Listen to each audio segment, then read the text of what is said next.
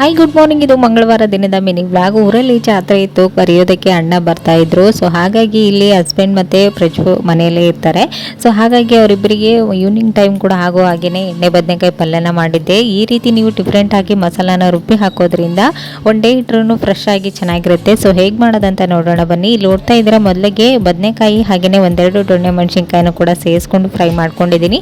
ನೀವು ಓನ್ಲಿ ಬದನೆಕಾಯಿಂದನೂ ಕೂಡ ಈ ಒಂದು ರೆಸಿಪಿನ ಮಾಡ್ಬೋದು. ಸೊ ಇವಾಗ ಈ ರೀತಿ ನೀಟಾಗಿ ಫ್ರೈ ಮಾಡ್ಕೊಂಡು ನಂತರ ಇದರಲ್ಲಿರ್ತಕ್ಕಂಥ ಆಯಿಲನ್ನು ಸಪ್ರೇಟ್ ಮಾಡಿಬಿಟ್ಟು ಒಂದು ಮಸಾಲಾನ ರೆಡಿ ಮಾಡ್ಕೊಳ್ಬೇಕು. ಇದಕ್ಕೆ 1 ಟೇಬಲ್ ಸ್ಪೂನ್ ಅಷ್ಟು ಜೀರಿಗೆ, 1 ಟೇಬಲ್ ಸ್ಪೂನ್ ಅಷ್ಟು ಧನಿಯಾ, ಹಾಗೆಯೇ ಒಣ ಕೊಬ್ಬರಿ, ಚಿಲ್ಲಿ, ಹಾಗೆಯೇ ಒಂದು ಸ್ವಲ್ಪ ಶೇಂಗಾ ಎಳ್ಳನ್ನು ಹಾಕಿ ನೀಟಾಗಿ ಫ್ರೈ ಮಾಡ್ಕೊಂಡ ನಂತರ ಇದನ್ನ ಒಂದು ಮಿಕ್ಸಿ ಜಾರ್ಗೆ ಹಾಕೊಂಡು ಪೇಸ್ಟ್ ಅನ್ನ ರೆಡಿ ಮಾಡ್ಕೊಳ್ಬೇಕು. ಇದರ ಒಂದು ಕಂಪ್ಲೀಟ್ ರೆಸಿಪಿನ ನಾನು already Kavitha's Kannada recipe channel ಅಲ್ಲಿ ಹಾಕಿರ್ತೀನಿ. ನಿಮ್ಗೆ ಯಾರಿಗಾದ್ರೂ ಇಂಟ್ರೆಸ್ಟ್ ಇದ್ರೆ ಲಾಂಗ್ ವಿಡಿಯೋ ಇದೆ, ಚೆಕ್ ಮಾಡ್ಕೊಳ್ಳಿ. ತುಂಬಾನೇ ಟೇಸ್ಟಿಯಾಗಿ ಬರುತ್ತೆ. ನಾರ್ಮಲ್ ಮಾಡೋದಕ್ಕಿಂತ ನೀವು ಈ ರೀತಿ ಮಸಾಲಾನ ರುಬ್ಬಿ ಮಾಡ್ಕೊಳ್ಳೋದ್ರಿಂದ ಎಣ್ಗಾಯಿ ಬದನೆಕಾಯಿ ತುಂಬಾನೇ ಟೇಸ್ಟಿಯಾಗಿರುತ್ತೆ. ಸೊ ನೋಡ್ತಾ ಇರ್ಬೋದು ಎಷ್ಟು ಕಲರ್ಫುಲ್ ಆಗಿ ಕಾಣಿಸ್ತಾ ಇದೆ ಅಂತ. ಇದನ್ನ ನಾನು ಸಜ್ಜೆ ರೊಟ್ಟಿ ಜೊತೆಗೆ ಸರ್ವ್ ಮಾಡಿದ್ದೆ.